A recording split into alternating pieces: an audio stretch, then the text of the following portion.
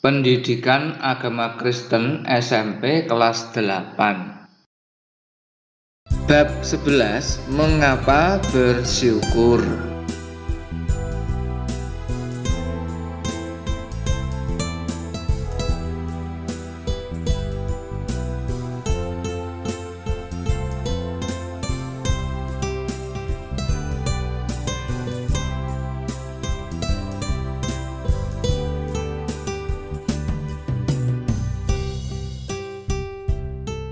Sebelum mulai pelajaran, mari kita berdoa. Tuhan Allah Bapa kami yang ada di surga, kami bersyukur kepadamu ya Tuhan atas segala penyertaan-Mu dalam hidup kami. Engkau mengaruniakan kepada kami berbagai berkat, kesehatan, kekuatan, waktu, pemeliharaan, dan hidup ini sepenuhnya Engkau pelihara. Bimbinglah kami ya Tuhan, agar kami memahami kehendak firman Tuhan, sehingga kami mampu menjalani hidup ini dengan penuh syukur sesuai kehendak firman Tuhan. Di dalam nama Tuhan Yesus kami berdoa. Amin.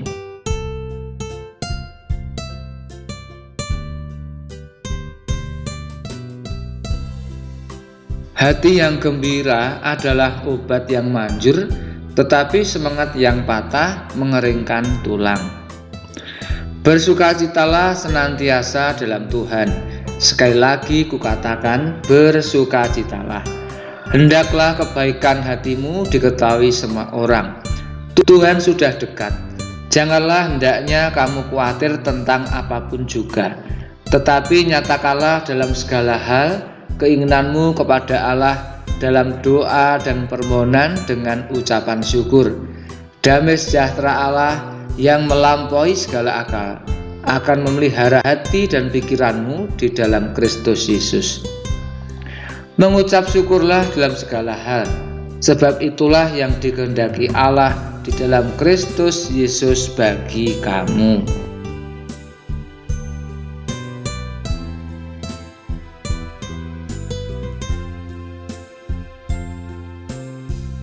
Sebelum lebih lanjut,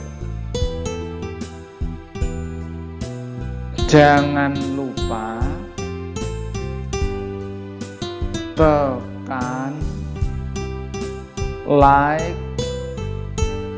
subscribe, tekan lonceng, dan share.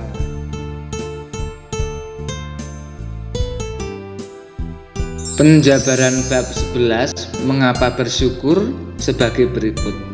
A. Pengantar, B. Pengertian bersyukur, C. Evaluasi, D. Rangkuman.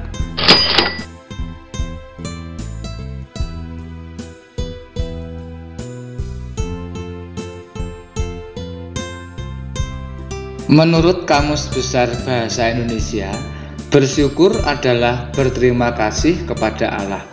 Hal itu harus terus dilakukan selaku anak-anak Tuhan. Namun demikian, ternyata tidak mudah untuk selalu bersyukur. Sebagian merasakan sulit untuk bersyukur, terutama ketika menghadapi hal-hal yang tidak diharapkan atau hal-hal yang membawa kepedihan atau amarah. Dalam pelajaran ini dan pelajaran 12 serta 13, kita akan mengupas lebih dalam mengapa kita harus bersyukur. Bila kita sudah memahami alasan mengapa harus bersyukur, diharapkan kita selalu mengucap syukur dan menjadikan bersyukur sebagai sikap hidup sehari-hari.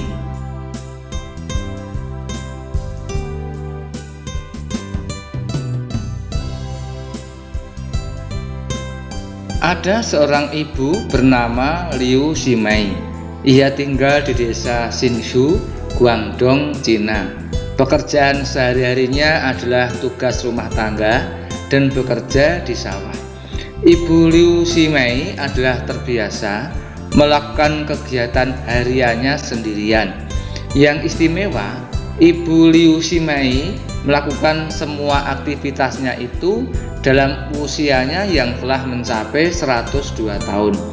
Resep umur panjangnya sederhana, Ia tidak minum alkohol, selalu menjaga kebersihan diri, dan yang terpenting katanya, ia tidak mau terlalu dipusingkan oleh keadaan sekitarnya. Ia sudah merasa bersyukur dengan apa yang dimilikinya.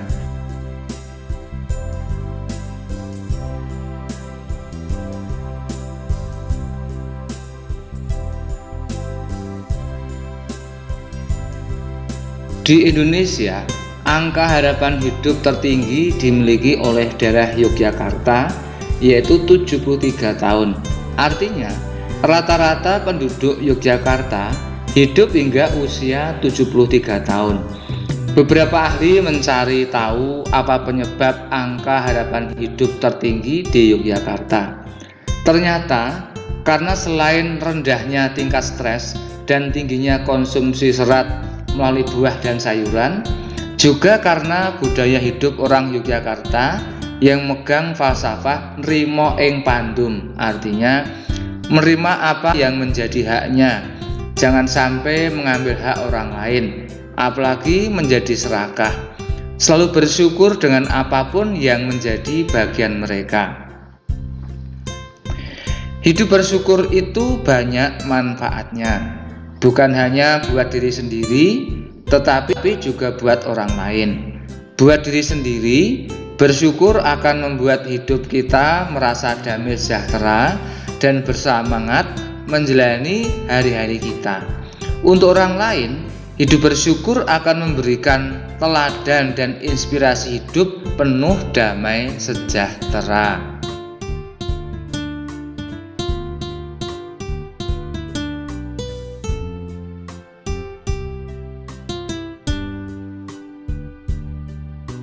Sama halnya dengan seorang remaja yang selalu merasa kurang dengan dirinya. Ia merasa dirinya kurang cantik atau ganteng, kurang pintar, badannya kurang tinggi, keluarganya kurang kaya, dan lain-lain. Ia pun tidak bisa menjalani hari-harinya dengan gembira, selalu murung. Akibatnya, prestasinya di sekolah terus menurun, kemampuannya di bidang lain juga tidak berkembang. Begitulah kalau seseorang tidak bisa mensyukuri hidupnya. Manfaat lain hidup bersyukur adalah membuat hidup kita lebih sehat. Sudah sejak lama para ahli kedokteran menyetujui bahwa ada kaitan erat antara hidup sehat dengan hati yang gembira. Amsal 17 ayat 22 mengatakan, hati yang gembira adalah obat yang manjur, tetapi semangat yang patah mengeringkan tulang. Hati yang gembira adalah salah satu akibat dari hidup bersyukur, sedang semangat yang patah biasanya terwujud dalam keluhan. Lawan kata dari hidup bersyukur. Jadi artinya, keluhan, keputusasaan akan membuat hidup kita tambah berat.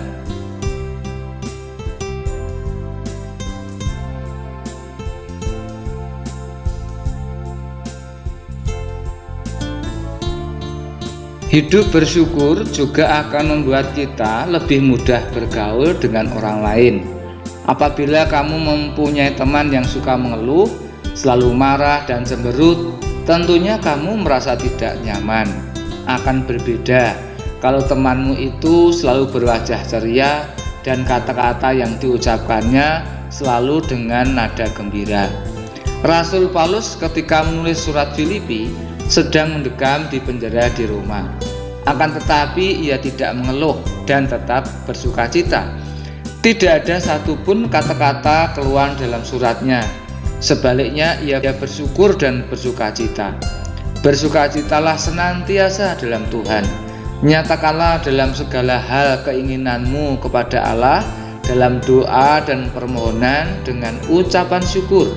Dengan demikian kita akan mengalami damai sejahtera Allah. Filipi 4 ayat 5-7. Damai sejahtera dalam bahasa Ibrani shalom.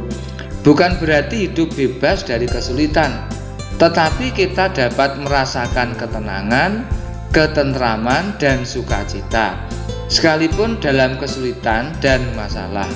Jadi damai sejahtera itu terletak di dalam hati kita, bukan di luar diri kita. Damai sejahtera terjadi ketika kita dapat bersyukur untuk segala hal yang kita hadapi.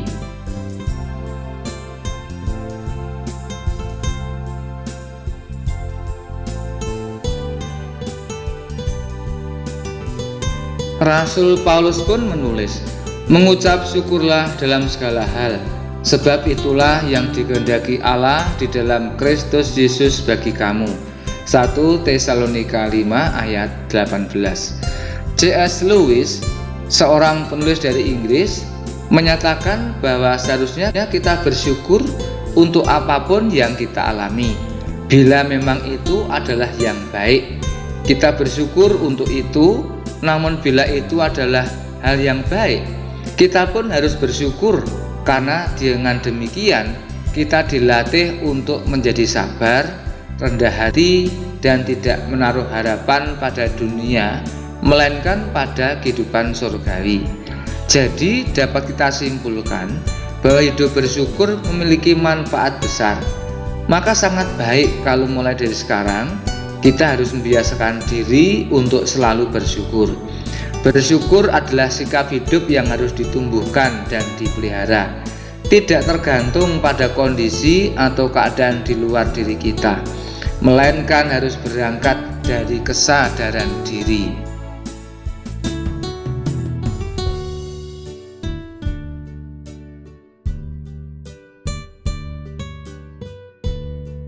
Pada bagian evaluasi ini, jawablah pertanyaan-pertanyaan di bawah ini dengan benar. 1. Sebutkan manfaat apa saja yang bisa kamu rasakan dengan membiasakan untuk hidup bersyukur. 2. Sebutkan kerugian apa saja yang bisa kamu alami bila kamu terus mengeluh dan mengomel. 3. Berdasarkan pengalaman pribadimu, bagaimana caranya supaya kita dapat memiliki sikap hidup bersyukur? 4. Berdasarkan pengalamanmu, apa yang harus kita lakukan supaya kita tidak menjadi orang yang suka mengeluh dan mengomel?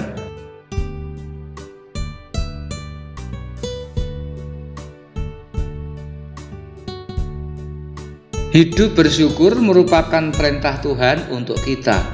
Bersyukur harus dilakukan dalam segala keadaan, sebab banyak manfaat dari hidup bersyukur, baik untuk diri sendiri maupun untuk orang-orang di sekitar kita.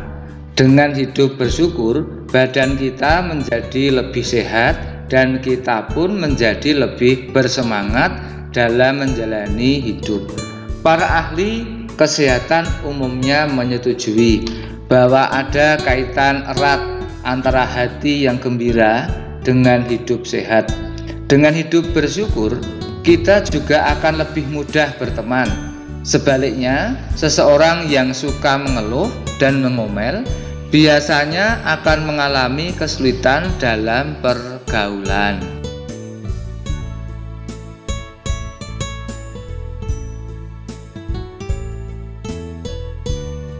Demikian dahulu pelajaran kali ini.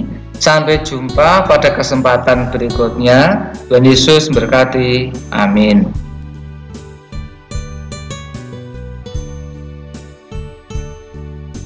Untuk mengakhiri pelajaran, mari kita ucapkan doa Bapa kami bersama-sama.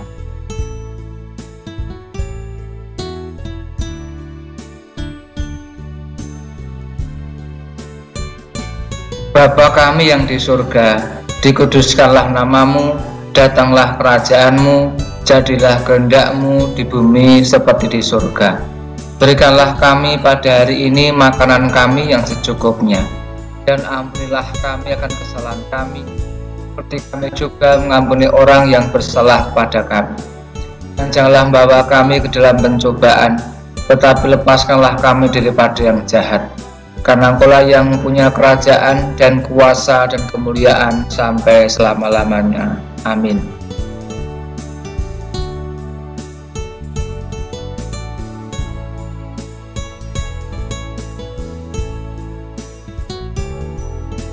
Menghayati terus ajaran iman gereja-gereja perdana Mari kita ucapkan 12 pengakuan iman rasuli. 1. Aku percaya pada Allah Bapa yang Maha Kuasa, Khalik langit dan bumi. 2. Dan kepada Yesus Kristus, Anak yang tunggal Tuhan kita. 3. Yang dikandung daripada Roh Kudus, lahir dari anak darah Maria. 4. Yang menderita sengsara di bawah pemerintahan Pontius Pilatus, disalibkan, mati dan dikuburkan, turun ke dalam kerajaan maut. 5. Pada hari yang ketiga bangkit pula dari antara orang mati. 6. Naik ke surga, duduk sebelah kanan Allah Bapa yang Maha Kuasa. 7. Dan akan datang dari sana untuk menghakimi orang yang hidup dan yang mati. 8. Aku percaya pada Roh Kudus.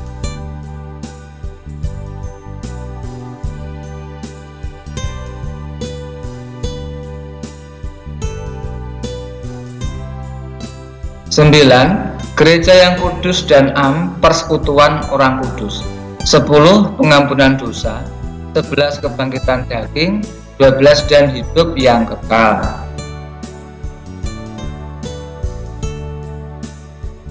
Sekali lagi, jangan lupa tekan like, subscribe, tekan lonceng, dan share.